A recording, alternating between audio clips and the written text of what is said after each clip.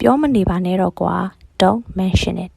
don't mention it ပြောမနေပါနဲ့တော့ကွာ don't mention it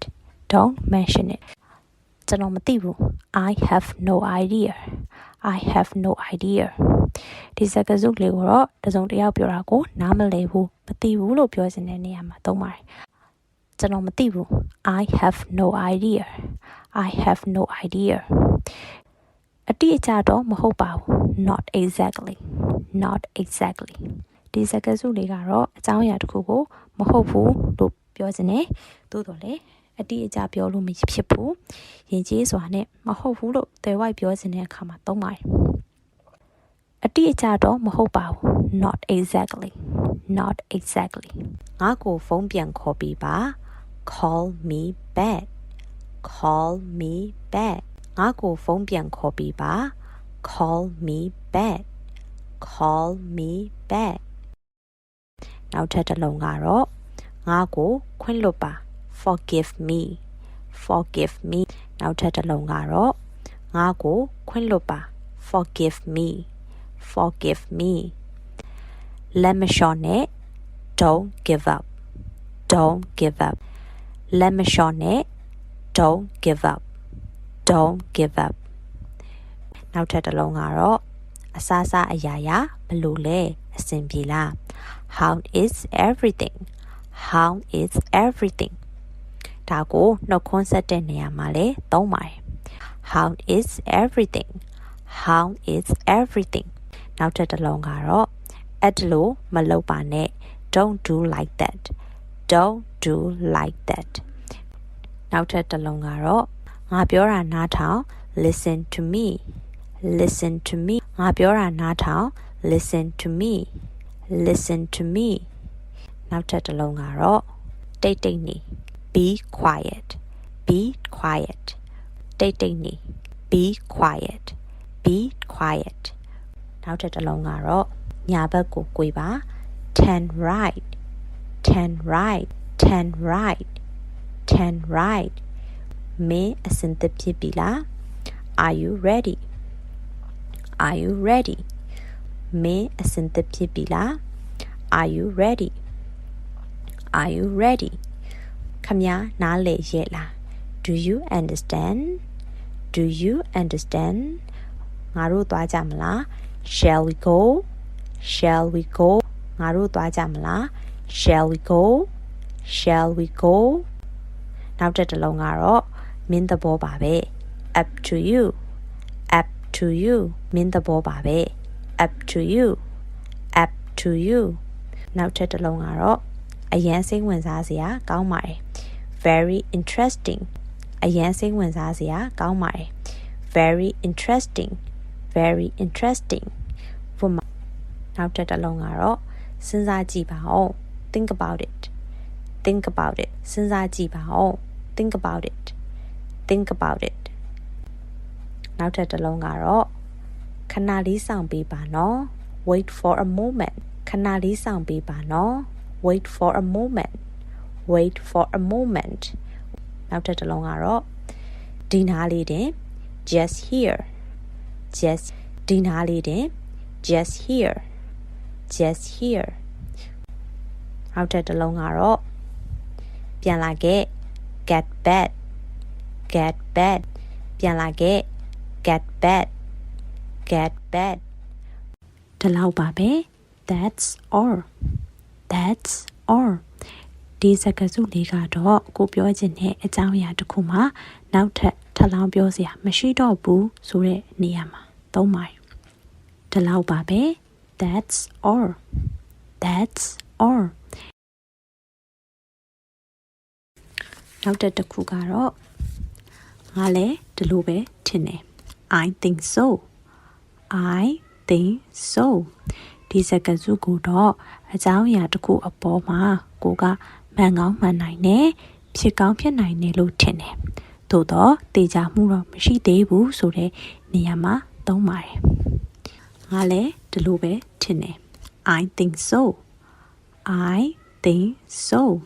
ကောင်းတာပေါ့ That's good That's good ကောင်းတာပေါ့ That's good That's good အခုမဟုတ်သေးဘူး not now not now အခုမဟုတ်သေးဘူး not now not now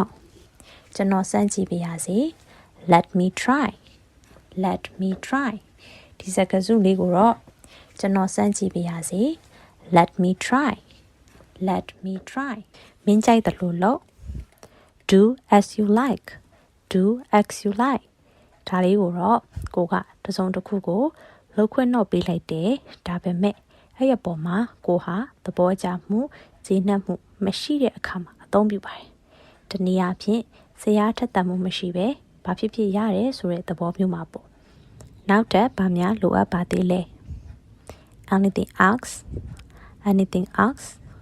ဒါလေးကိုတော့အများကြီးရှင်းပြစရာမလိုတော့ဘူးထင်ပါတယ်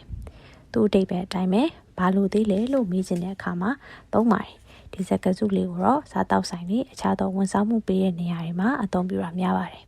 ဒီလိုပါပဲကွာ soဒီစကားစုလေးကိုတော့ကိစ္စတစ်ခုဟာကောင်းတယ်လည်းမဟုတ်ဆိုးတယ်လည်းမဟုတ်ဒါမှပုံမှန်လောက်ပဲလို့ပြောချင်တဲ့အခါမှာအသုံးပြုပါတယ် I will make a call ဟာဖုန်းဆက်လိုက်မယ် I will make a call I will make a call ဒါလေးကတော့အပြင်မှာလေနေ့စဉ်ဘဝမှာအသုံးများတဲ့စကားစုကလေးတို့ထင်ပါတယ်ကိုဘက်ကဖုန်းဆက်လိုက်မယ်ဆိုတဲ့အဓိပ္ပာယ်မျိုးမှာလည်းအသုံးပြုပါတယ်တော်လောက်ပြီ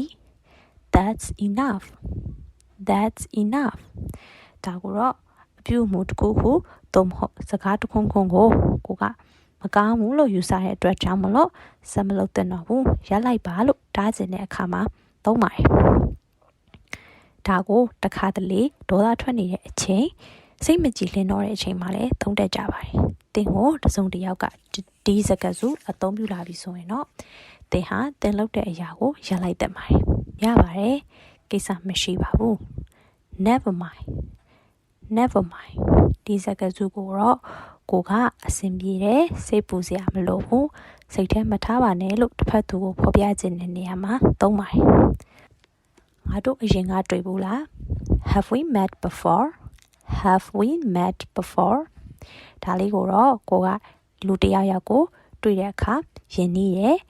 မျက်မှန်တက်မိတယ်လို့ခံစားရတယ်သို့တော့မိသူမိဘမှန်အတိအကျမသိတဲ့အခါမျိုးမှာဒီစကားစုကိုအသုံးပြုပြီးတော့တစ်ဖက်သူကိုမေးလို့ရပါတယ်စဉ်းစားကြည့်ပါဦး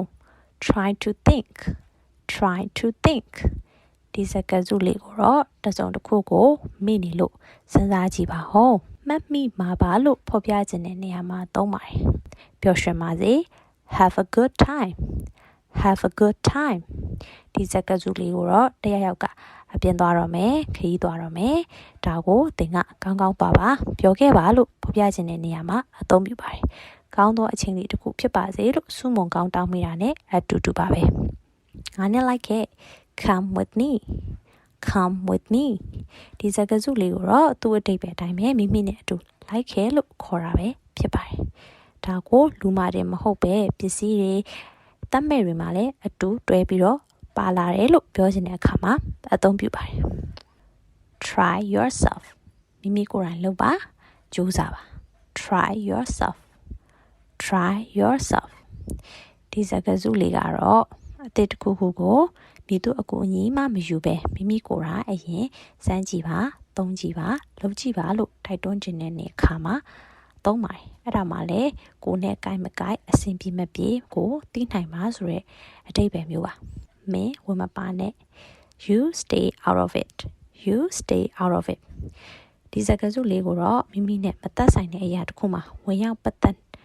ဆွတ်ဖက်ခြင်းမရှိပါနဲ့လို့တားမြစ်လိုက်ခြင်းဖြစ်ပါတယ်ကိစ္စတစ်ခုခုနေရာတစ်ခုခုကိုရှောင်လိုက်ပါမသွားပါနဲ့မလုပ်ပါနဲ့လို့ပြောခြင်းတဲ့အခါမှာ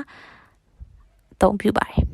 ဒါပေမဲ့ဒီစကားစုလေးကိုအသုံးပြုတဲ့အခါသတိထားပေးရပါမယ်တခါတလေတစ်ဖက်လူကိုရိုင်းပြတဲ့အသုံးအနှုန်းမျိုးဖြစ်သွားနိုင်တဲ့အတွက်ကြောင့်မလို့ပါ